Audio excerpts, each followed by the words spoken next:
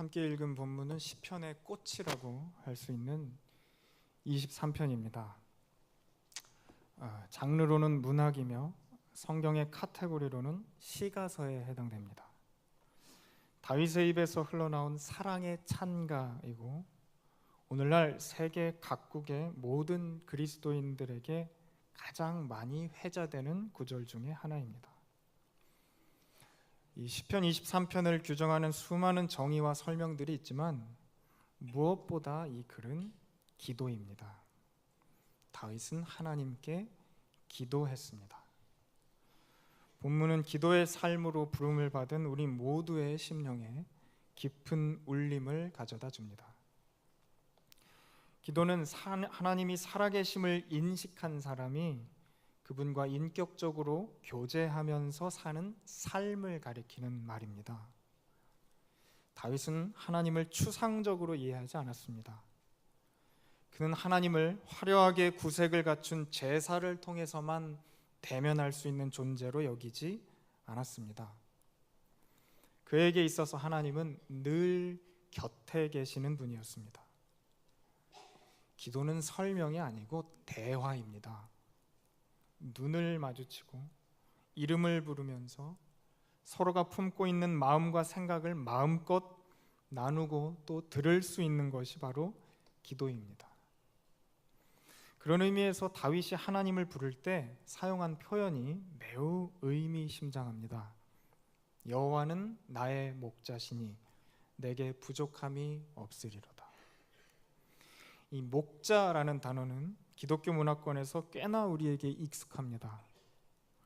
요한복음에 나오는 예수님의 7가지 자기소개에도 나오죠. 다들 알고 계실 겁니다. 나는 생명의 떡이다. 나는 세상의 빛이다. 나는 양의 문이다. 나는 선한 목자다. 우리한테는 이제 성경 지식이라는 게 전후 맥락 없이 뒤섞여 있기 때문에 다윗이 하나님을 목자라고 불렀다는 사실을 그렇게 대수롭게 여기지 않는 것 같습니다. 이때는 예수님이 태어나시기 전입니다. 이건 다윗이 직접 붙인 별칭입니다. 누가 가르쳐 준 게 아니라는 거예요. 게다가 나의 목자랍니다. 나의. 구약에서 역사적으로 하나님이라는 존재는 천지의 창조주이시고 이스라엘이라는 나라의 통치자이시며 구원의 주님이지만 한 개인의 소유격으로 여겨진 적이 없습니다. 그건 상식을 깨뜨리는 생각일 뿐만 아니라 어떤 의미에서는 위험한 발언입니다. 근데 다윗은 하나님을 인격적이고 친근한 대상으로 부르는데 전혀 주저함이 없어 보입니다. 여호와는 나의 목자시니. 조지 아서 버트릭은 이렇게 말했습니다. 많은 이들이 오해한다. 사람들이 설교를 들으러 교회에 온다고 생각하는데 그렇지 않다. 그들은 기도하러 온다. 기도를 배우고 싶어서 찾아 나온다. 하나님이 멀리 계시는 분이 아니라 나의 앉고 일어섬을 아시고 시종일관을 함께 하시는 분이라는 걸 알게 되면 기도를 하지 않는 게 불가능해집니다. 우리가 무심코 내뱉는 한마디 한마디, 아무도 모르게 은밀하게 되새김질하는 그런 소리도 허투루 땅에 떨어지지 않습니다. 들으시는 분이 있습니다. 그분은 나의 하나님이라고 불리우는 걸 기다리시는 분입니다. 성령은 우리 곁을 영원히 떠나지 않으시겠다고 약속하셨습니다. 신앙생활 하면서 우리가 빠지게 될 위험은 사탄의 술수가 아닙니다. 세상이 날로 험해지고 악해지는 것도 큰 문제거리가 될 수 없습니다. 꾸준하게 내 감정을 상하게 하고 마음에 부담을 주는 그 누군가도 여러분의 영혼에는 상처를 주지 못합니다. 목자의 음성에 귀를 닫고 입을 다무는 것만이 우리가 신경 쓰고 피해야 될 유일한 악입니다. 이 마가복음 11장에서 예루살렘에 입성하신 예수님이 성전에 들어가셔서 꽤나 과격한 행동을 보이셨었습니다. 성전 안에 들어가셔서 매매하는 자들을 내쫓으시고 돈 바꾸는 자들의 상과 비둘기 파는 자들의 의자를 둘러 엎으셨다라고 기록되어 있습니다. 상 차려져 있는 거 뒤집어서 난장판 만들고 보이는 의자는 집어서 던졌다는 얘기입니다. 그 대상이 누구였나요? 로마 정권이 아닙니다. 당신이 스스로 선한 목자가 되시겠다고 하신 이스라엘에게 화를 내신 겁니다. 그리고 주님은 이렇게 말씀하셨죠. 기록된 바 내 집은 만민이 기도하는 집이라 칭함을 받으리라 하지 아니하였느냐. 하나님의 관심은 마귀도 아니고 세상도 아닙니다. 마귀는 이미 그 머리가 상해서 회복 불능이고 세상은 이기셨다 하셨습니다. 그래서 세상은 부활하신 예수님 발 아래에 있습니다. 주님의 마음과 시선은 온통 당신이 사랑하시는 자녀들에게만 집중되어 있습니다. 그 사랑에 응답하지 않고 외면하는 것에 하나님은 분을 내시는 겁니다. 주님은 우리를 이름으로 부르시고 세미하고 온유한 음성을 끊임없이 들려주시는데 저와 여러분은 그걸 가볍게 여기며 놓치고 살 때가 얼마나 많습니까? 다윗은 목자라는 단어의 뜻을 아주 잘 알고 있습니다. 본인이 가졌던 첫 번째 직업이 목자였습니다. 유소년기의 삶 전체를 아우르는 본인의 정체성이 양을 돌보는 역할을 하는 거였기 때문입니다. 다윗은 집안의 막내입니다. 8째 아들입니다. 고대 팔레스타인 지방의 삶은 우리나라의 근대 사회가 그러했듯이 자녀의 수가 많을수록 집안 경제를 운영하는데 유리했습니다. 어렸을 때 애 많이 난 데는 이유가 있잖아요. 특히 아들이라면 당연히 밖에서 생계 보탬이 되는 일을 하나라도 감당해야 했습니다. 그 중에서 나이가 어려도 소년이라도 할 수 있는 일이 바로 양치는 일입니다. 2절 3절 그가 나를 푸른 풀밭에 놓이시고 쉴만한 물가로 인도하시는도다. 내 영혼을 소생시키시고 자기 이름을 위하여 의의 길로 인도하시는도다. 목동이 하는 일은 복잡하지 않습니다. 양들 곁에 내내 붙어 있으면서 무리를 이탈하는 양이 없나 이렇게 주의를 기울이면 됩니다. 때가 되면 쉬게 하고 때가 되면 먹이면 됩니다. 이렇게나 단순해요. 단순하기 때문에 누구나 할 수 있습니다. 하지만 누구나 좋은 목자가 되지는 못합니다. 양 한 마리 한 마리에게 끊임없이 시선을 두고 마음을 쏟아야만 끝까지 할 수 있는 일입니다. 다윗은 그걸 알아요. 해봐서 알아요. 책에서, 교실에서, 강의를 통해서 배우지 않았습니다. 하나님은 삶이라는 살아있는 교재를 통해서 그를 가르치셨습니다. 우리도 배웠죠. 주님은 우리에게도 그렇게 하셨습니다. 하나님이 살아계시다는 건 환상을 보고 병에서 낫는 경험을 통해서만 증명되는 게 아닙니다. 저와 여러분의 구체적인 인생 경험 속에 세세하고 선명하게 새겨져 있습니다. 딴 사람은 몰라도 여러분은 아시잖아요. 살아보면 사람이 제일 무섭다는 새삼스러운 진리를 깨닫게 됩니다. 내가 믿고 좋아하며 따랐던 누군가가 사실은 머리 검은 짐승이었다는 걸 알고 놀랍니다. 그리고 나 자신도 그리 크게 다르지 않다는 사실 앞에서 다시 한번 절망합니다.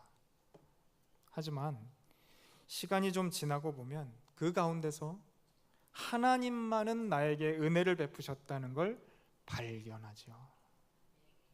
죽을 것 같았던 그 사망의 음침한 터널에서 주님이 피할 길을 내주시고 선한 길로 인도해 주셨다는 이상한 확신이 우리 안에 자리를 잡아갑니다. 그렇지 않습니까? 눈을 마주치고 반응을 보이셔야 됩니다. 묘한 역설이죠. 목자의 존재는 늘 옆에 있는 사람은요, 신선하고 화창한 날에는 잘 모릅니다. 옆에 있는 줄. 폭염과 혹한과 비바람이 몰아치는 속에서 내가 죽지 않고 살아남을 때, 그때 옆에서 나를 지키시는 누군가가 있다는 걸 강렬하게 확인하죠. 4절, 내가 사망의 음침한 골짜기로 다닐지라도 해를 두려워하지 않을 것은 주께서 나와 함께 하심이라. 주의 지팡이와 막대기가 나를 안위하시나이다.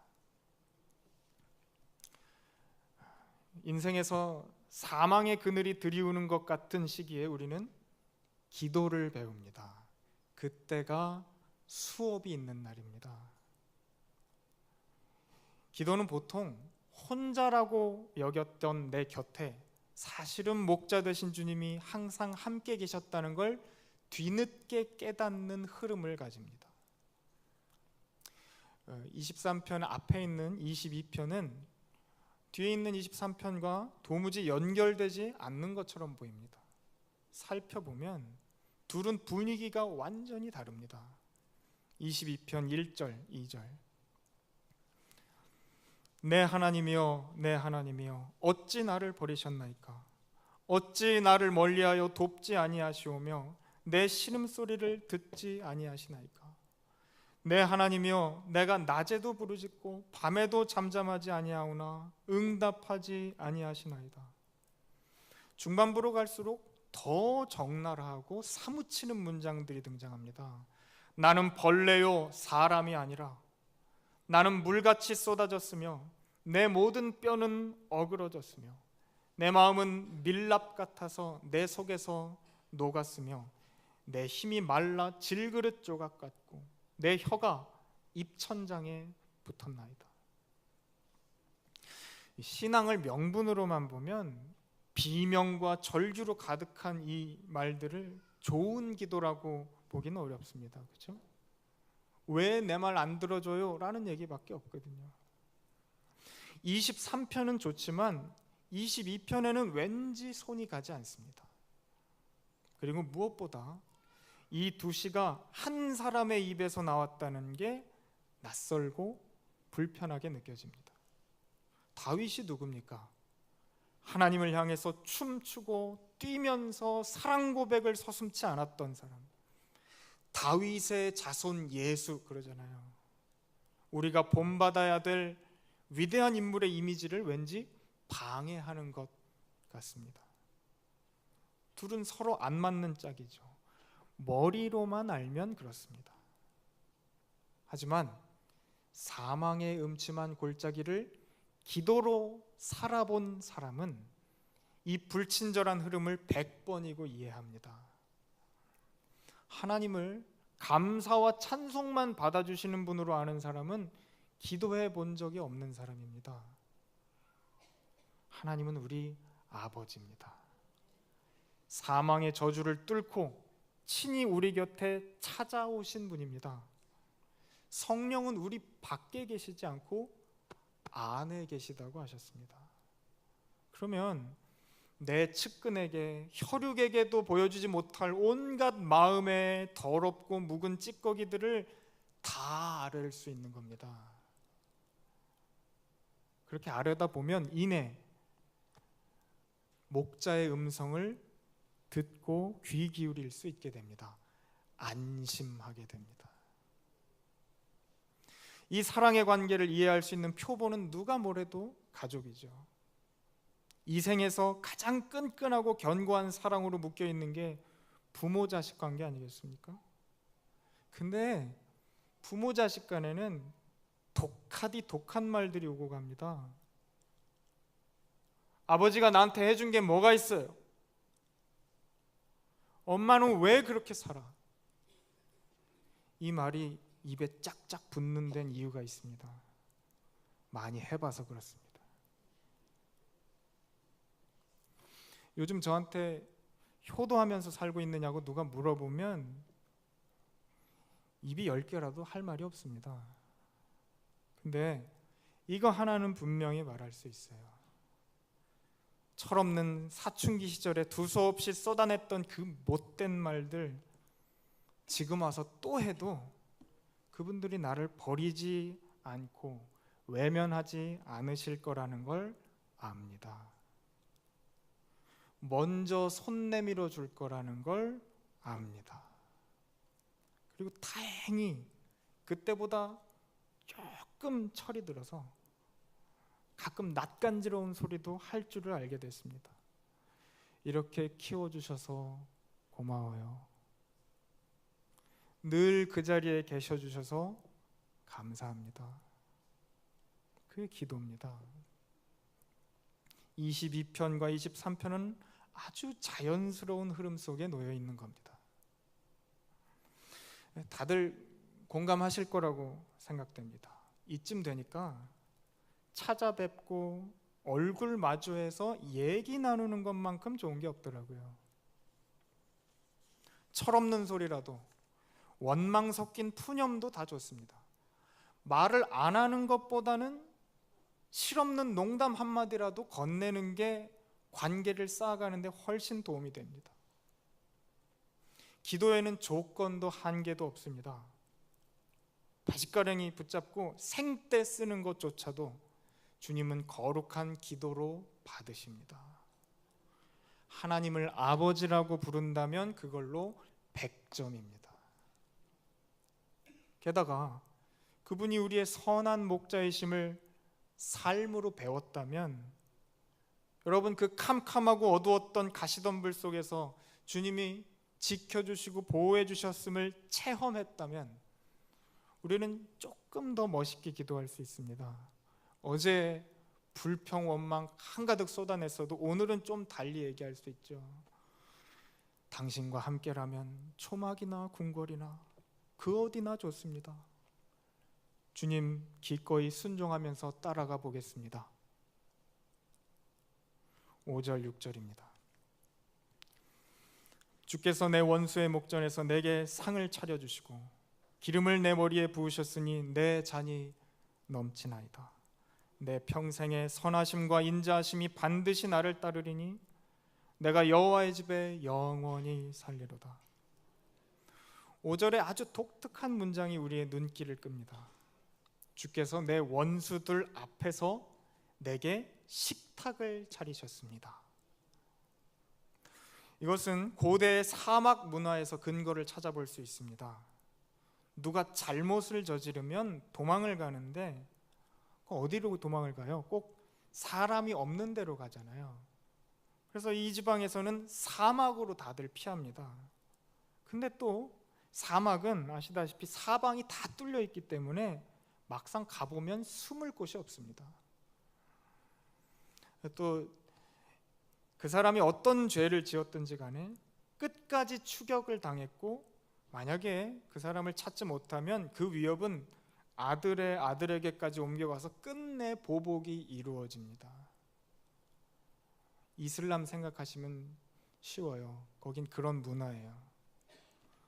그래서 광야는 잔인한 곳이죠. 이것 때문에 생겨난 한 가지 예외적인 문화가 있는데 그게 바로 환대의 관습입니다. 사막을 떠돌아다니는 사람은 누구든지 그의 성품이나 과거에 무슨 일을 했는지를 물어보지 않고 그거랑 상관없이 이 사람은 신이 보낸 손님이다라고 여겨서 극진히 대접을 해주게 돼 있습니다. 목자의 장막 안에 들어오면, 목자의 천막에 들어왔다면 어쨌든 무조건 풍성하게 식탁을 차려주고, 밖에 사막에서 떠돌다 왔으니까 머리가 엉망일 거 아니에요, 모래로. 그래서 기름을 발라줍니다. 무엇보다도 목자 주인은 그의 안전에 대해서 오롯이 책임을 졌습니다. 그러니까 이 구절은 다윗의 삶에 실제로 일어났던 구체적인 정황 속에서 나왔습니다. 이 사람은 오랫동안 지명수배자, 도망자로 살았습니다. 다윗의 원수가 누구였는지 아세요? 왕이었어요. 왕, 사울. 나라의 왕이 쟤는 죽어야 된다라고 공개적으로 공포를 해버렸다고요. 그러니까 다윗의 생명을 책임져 줄 존재가 사람 중에서는 한 명도 없었다는 얘기입니다. 근데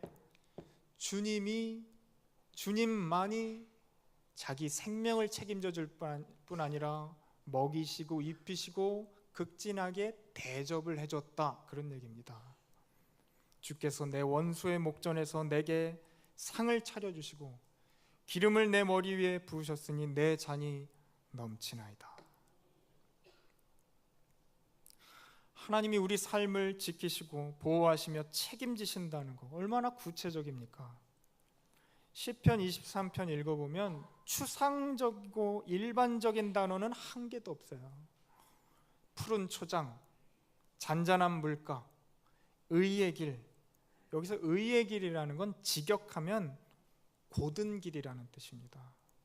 골짜기, 막대기, 지팡이, 식탁, 기름, 잔, 집, 모두가 다윗이 직접 손으로 만져보고 걸어보고 누워본 곳입니다.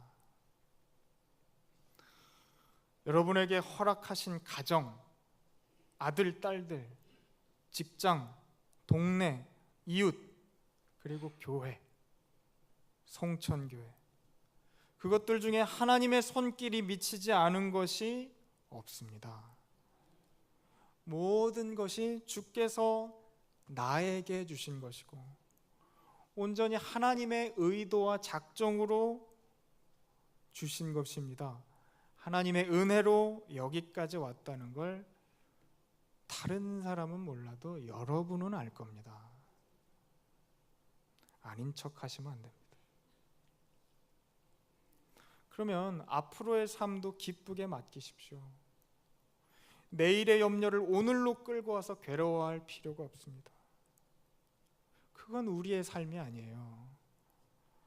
원수의 목전에 있는 게 우리의 현실이죠. 사실입니다. 얼마나 험해요. 여러분한테도 다 원수가 있을걸요. 여러분 괴롭게 하는 누군가.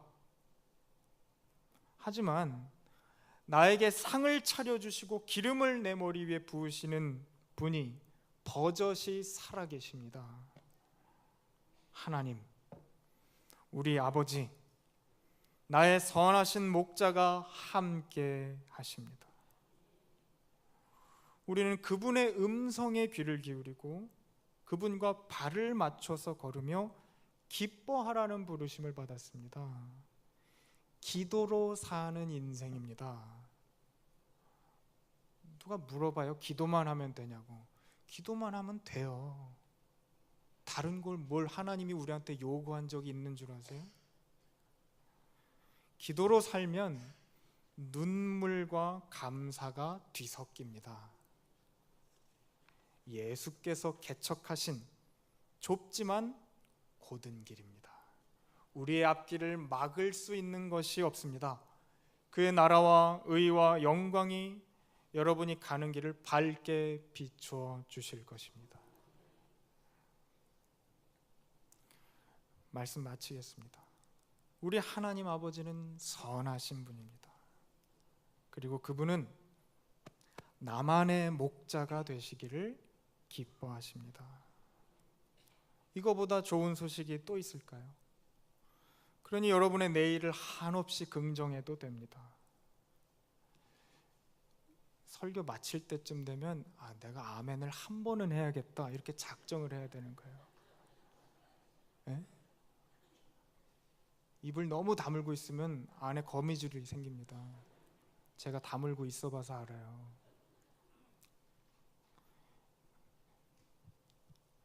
기도원에서 하던 것 해보려고 합니다. 여러분은 하나님의 자녀니까 잘 될 줄로 믿습니다 하면 아멘이라고 크게 한번 화답하십시오. 저 들으라고 말고 하나님께 여러분의 믿음을 다짐하는 거예요. 여러분은 하나님의 자녀니까 잘 될 줄로 믿습니다.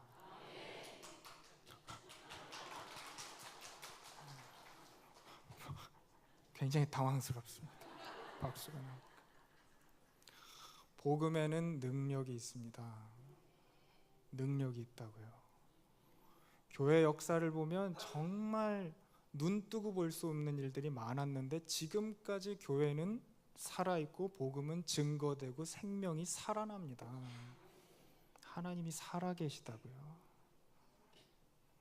하나님이 우리의 고통과 한숨, 후회와 상처 모든 것 다 끌어안고 합력해서 선을 이루어 가고 계심을 믿으시기 바랍니다. 좋은 일이 많이 있을 것입니다. 기도하겠습니다. 하나님 아버지, 은혜를 감사합니다. 여호와는 나의 목자시니 내게 부족함이 없으리로다. 이 얼마나 무시무시한 고백입니까? 그런데 우리가 조금이나마 그 고백의 깊이와 내용이 무엇인지를 알 것 같습니다. 적어도 여기까지 오는데 내 힘으로 오지 않았다는 것만은 확실합니다. 우리는 생각하지 못했고 계획하지 못했지만 주님이 여기까지 우리를 인도해 주셨습니다. 감사합니다. 기도를 게을리하지 아니하고 이 인생이 기도로 사는 인생이라는 걸 기억하고 늘 깨어있는 복된 인생 살 수 있게 축복하여 주시옵소서. 예수님 이름으로 기도합니다. 아멘.